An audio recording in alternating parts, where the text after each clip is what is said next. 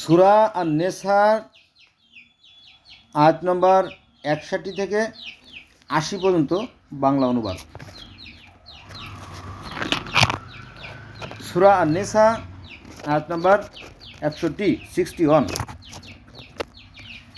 তাদের যখন বলা হয় আল্লাহ যা অবতীর্ণ করেছেন তার দিকে এবং রাসূলের দিকে এসো, এখন তুমি মুনাফিকদের তোমার নিকট থেকে মুখ একেবারে ফিরিয়ে নেবে দেখবে।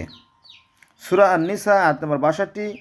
সুতরাং তাদের কৃতকর্মের জন্য যখন তাদের উপর কোনো বিপদ এসে পড়ে তখন তাদের কি অবস্থা হয়, তারা তোমার নিকট আল্লাহর শপথ করে বলবে, আমরা কল্যাণ এবং সম্প্রীতি ব্যতীত অন্য কিছুই চাইনি। সূরা আন-নিসা আয়াত নম্বর 63। এরাই তো তারা যাদের অন্তরে কি আছে আল্লাহ তা জানেন। সুতরাং তুমি তাদের উপেক্ষা করো, তাদের শতবোধই দাও এবং তাদের এমন কথা বলো যার মর্ম উপলব্ধি করতে পারে। সূরা আন-নিসা আয়াত নম্বর 64।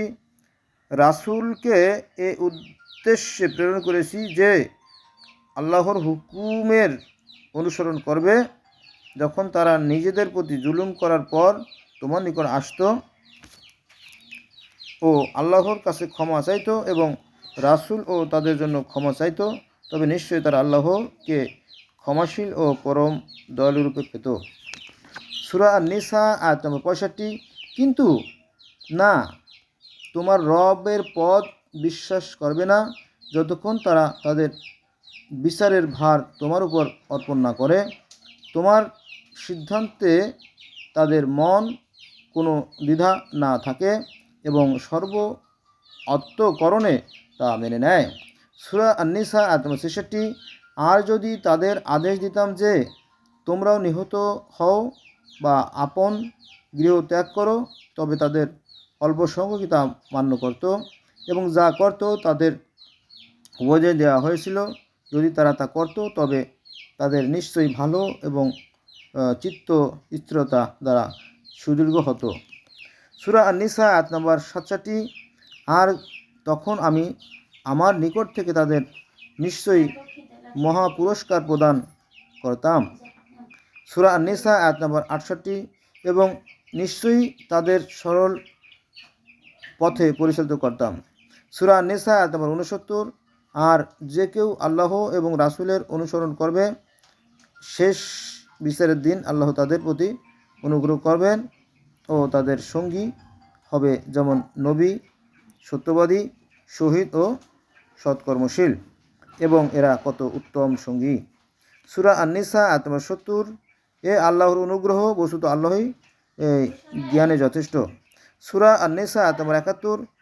হে বিশ্বাসীগণ, সতর্কতা অবলম্বন করো, অথবা দলে দলে বিভক্ত হয়ে অগ্রসর হও বা একসঙ্গে অগ্রসর হও। সূরা আন-নিসা আয়াত নম্বর 72।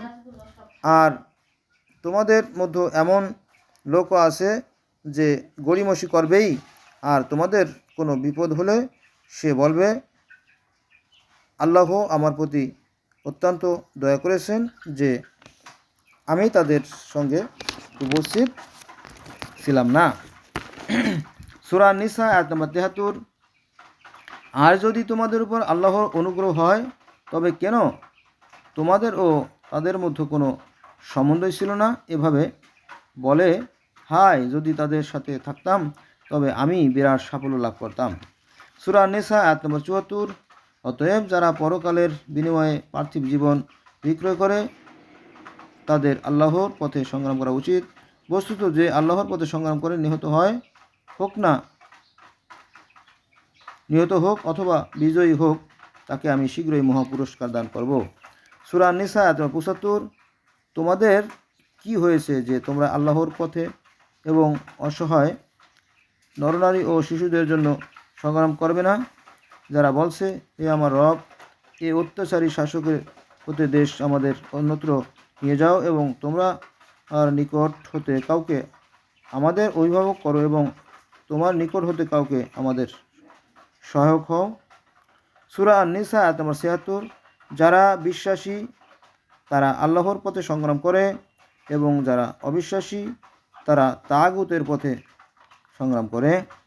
সুতরাং তোমরা শয়তানের বন্ধুদের বিরুদ্ধে সংগ্রাম করো, শয়তানের কৌশল দুর্বল। সূরা আন-নিসা আয়াত নম্বর ৭৭। তুমি কি তাদের দেখনি যাদের বলা হয়েছিল তোমরা সংবরণ করো, তোমাদের হস্ত এবং যথাযথভাবে নামাজ পড়ো ও যাকাত দাও, অতঃপর যখন তাদের যুদ্ধের বিধান দেওয়া হলো তখন তাদের একদল আল্লাহকে ভয় করার জন্য মানুষকে ভয় করেছিল অথবা তদপেক্ষা অধিক, এবং তারা বলেছিল, হে আমাদের রব, আমাদের জন্য যুদ্ধের বিধান কেন দিলে? আমাদের কিছু দিনের অবকাশ দাও। বলো, পার্থিব ভোগ সামান্য এবং সংযমের জন্য পরকালই উত্তম।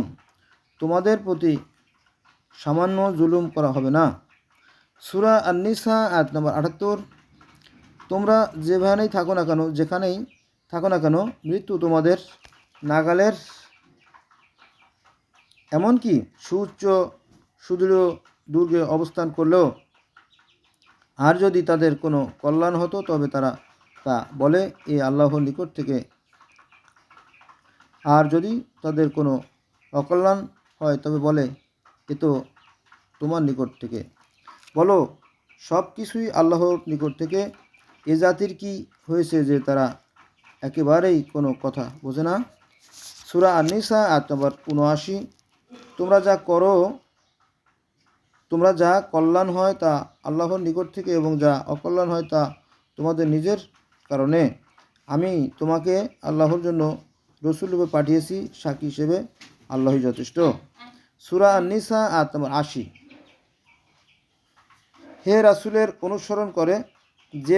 অনুসরণ করে সে তো আল্লাহরই আনুগত্য করল, এবং যে মুখ ফিরিয়ে নেবে তোমাকে আমি তাদের উপর প্রহরী রূপে প্রেরণ করেছি।